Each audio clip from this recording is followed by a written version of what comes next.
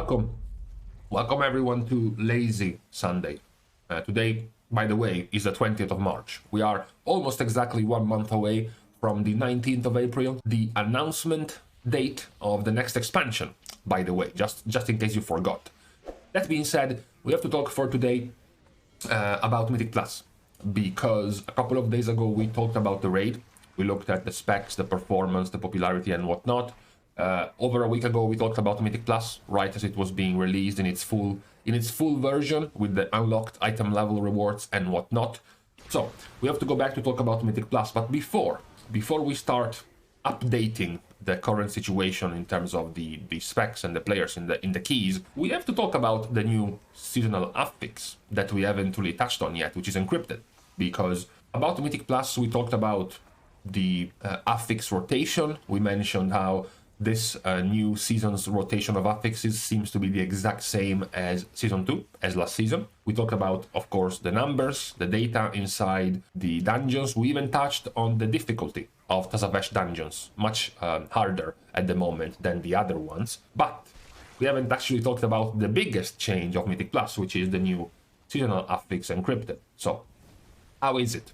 How hard is it? How good is it to play keys with this new affix? I thought it was worth touching on before we go back and talk about specs and their performance. Now, about the actual difficulty of this affix and even the buffs you can get from this affix. From the PTR, we've gotten quite some changes.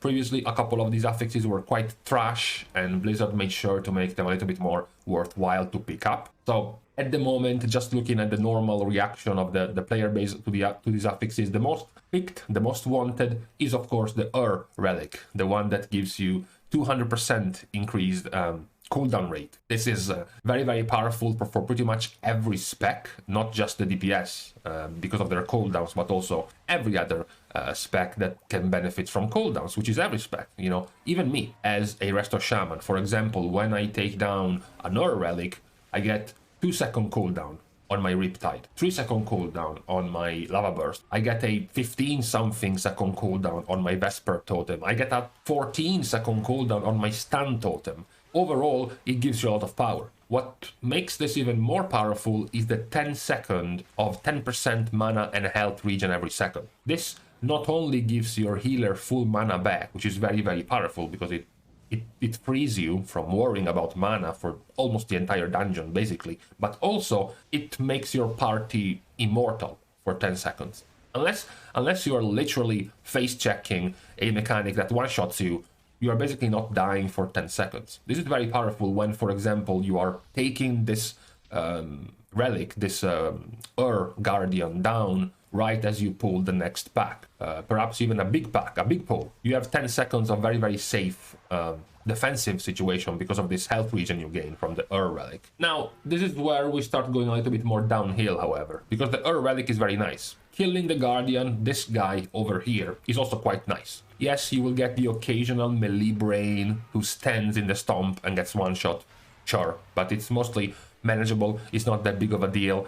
This is a good buff to handle in Mythic Plus. Now, where things start going a little bit more on the weird side. First of all, the speed buff, okay, the speed relic, the War Cipher. 150% move speed is very cool when you want to skip, and then the stealth included with it is quite handy. It is luckily being put in front of some well-requested skips. For example, in front of the first rush mob, the Hellion in Spires of Ascension. You can kill it and then take the speed buff and skip everything, for example. There are some pretty cool skips you can do. And also, I would like to point out, as a healer, that it's quite nice to also gain 15% reduced damage taken for 60 seconds. It's actually quite big, you know, it's decent. Of course, DPS won't give a shit because it's not damage increased, but it's still a quite decent buff. Also, the Guardian you have to take down, the War Guardian is fine. Okay, he's got that interruptible spellcast, he stays there, it's not that big of a deal. However, where we have a problem is in the Vi Cipher, or the Haste relic. The problem, first of all, 15% haste for 45 seconds. There are people who are gonna be debating whether or not getting CDR on your abilities and whatnot is better or worse than the 15% haste increase. It isn't, by the way. Stop trying to debate this. It's not as good. And I'm not even counting the mana regen and the health regen that comes along the CDR relic. The bigger problem, the much bigger problem of the haste relic, even if you thought haste was going to be stronger for you, for your spec, or whatever it is, this motherfucker is the problem, okay? Not even him, it's this fucking thing right here that is the problem, the fusion beam. He will teleport away. What this means is that you're gonna be making a big pool, taking down the relic. You wanted to take down the relic for CDR, by the way, but once again, the melee brains take down the haste relic first. This guy spawns, and now you have a Fury Warrior and a Havoc Demon Hunter AoEing the entire pack, while this guy just blinked behind us and keeps shooting people. That's the problem. It's a very annoying mob to take down with.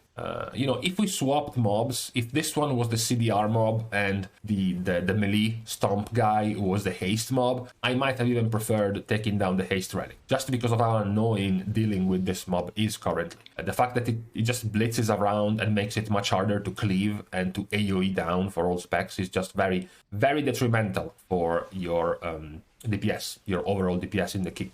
So overall, I think the speed buff is cool, the CDR buff is very cool, and the haste buff, it might have to be buffed in some way, perhaps not increasing the haste if you think it would be too powerful, but something else extra. Yes, it also has the extra addition of doing some more damage around you, but I don't think it's enough. I think it would need a bump, and even before thinking about increasing the buff itself you gain, they would have to do something about this Guardian blitzing all over the place, which is just too bad right now for DPS.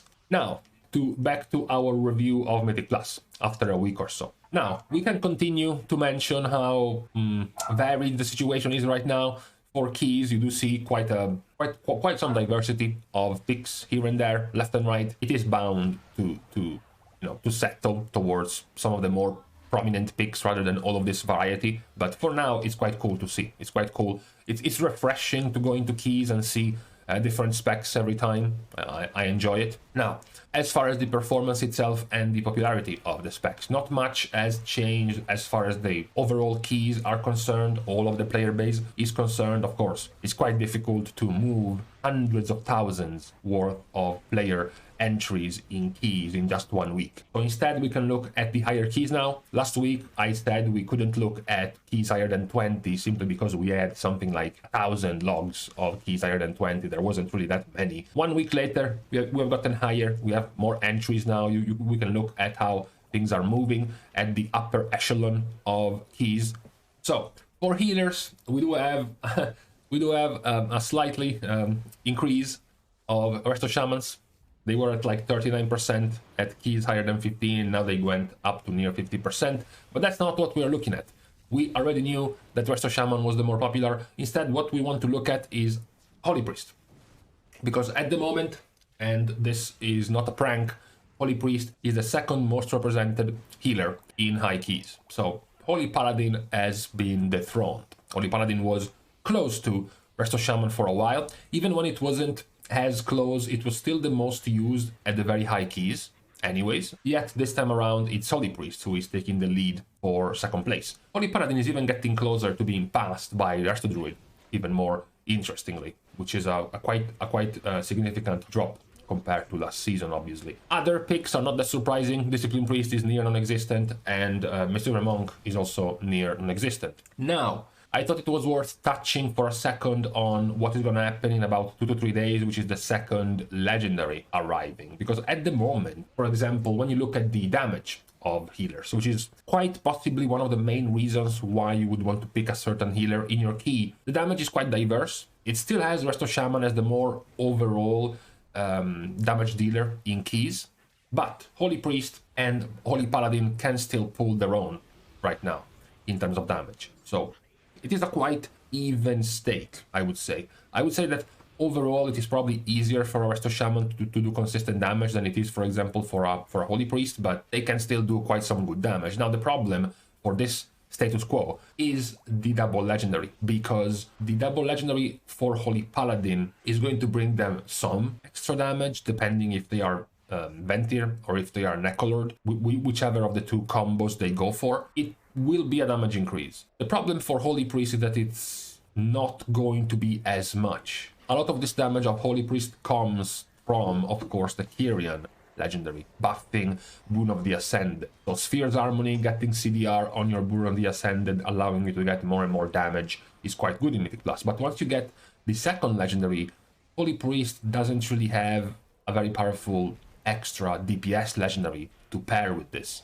They can use the Sim legendary, they can give an extra DPS their power infusion, which is going to be some damage increase, but of their own, they don't have too much. This is going to be in contrast with what Restoration Shaman will be able to have. Both Elemental Equilibrium, giving them an on-demand 15% damage increase, or, more importantly, Deep Tremor Stone, their Earthquake Elemental, are going to be significant DPS increases to Resto Shaman, which is, you know, the main problem of the moment for healers, because Resto Shaman is already being towards the top of damage dealers for healers, and clearly the most popular of healers in Mythic Plus, and in just a couple of days, they will be able to get even more damage compared to the other healers. So that's the main change we can expect coming next reset with the second legendary, as far as healers go.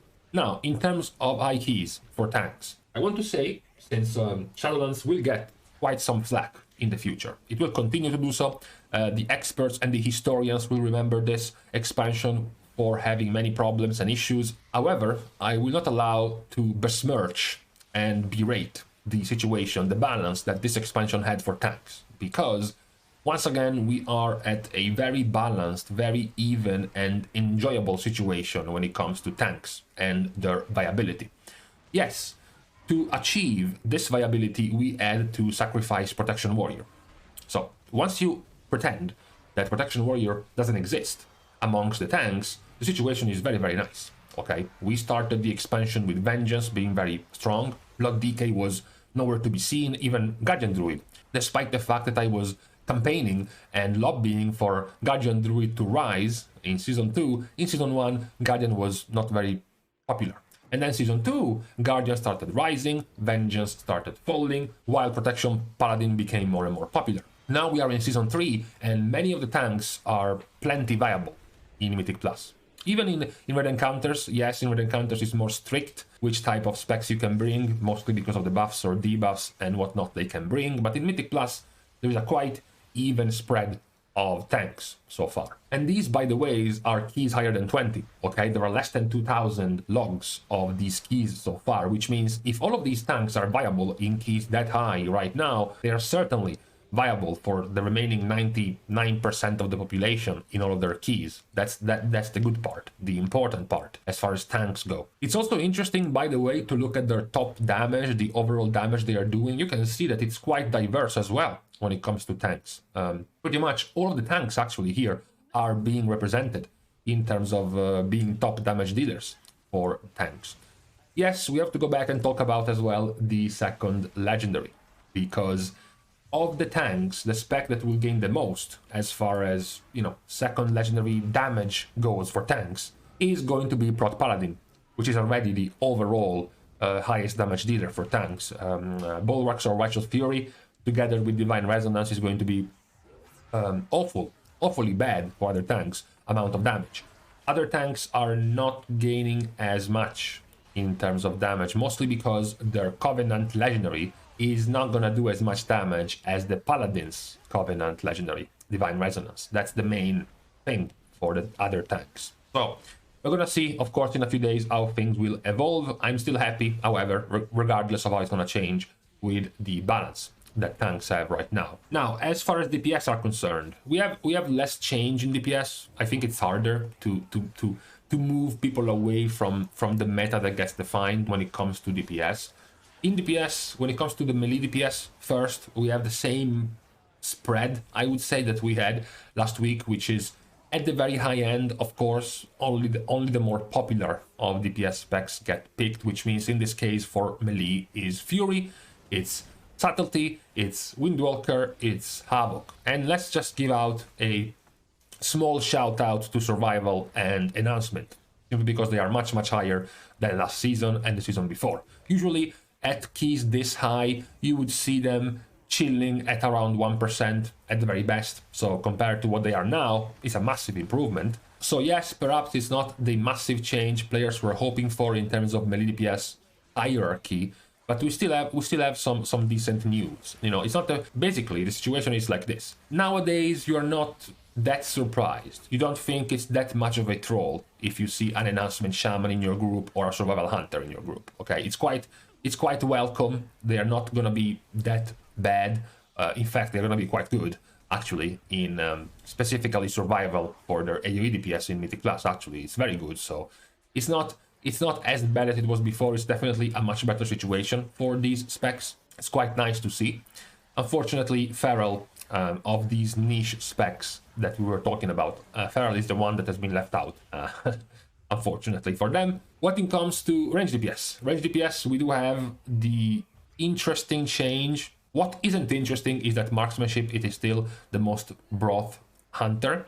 We mentioned how Beast Mastery has gained popularity over marksmanship even in raids, but when it comes to higher keys, when it comes to much more coordinated and much more min-maxed situations, marksmanship and their burst damage in AoE in particular are what's required more from hunters. So Beast Mastery loses out on marksmanship. It is much more interesting, on the other hand, to look at mages, because both Frost and Fire are essentially tied together in high keys. We just talked about the importance of burst, right, with marksmanship, and that is exactly what Fire Mage brings with their combustion, especially more with the relic giving you higher CDR rate. It's very, very powerful for CDR-based specs.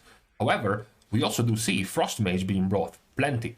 Frost Mage doesn't have burst. Frost Mage doesn't have very important key windows they want to use for their cooldowns. Frost Mage has continuous damage. They pretty much always have their Frozen Orb active all the times, so it's not really that much about their burst. It's more so about their consistent damage they can bring.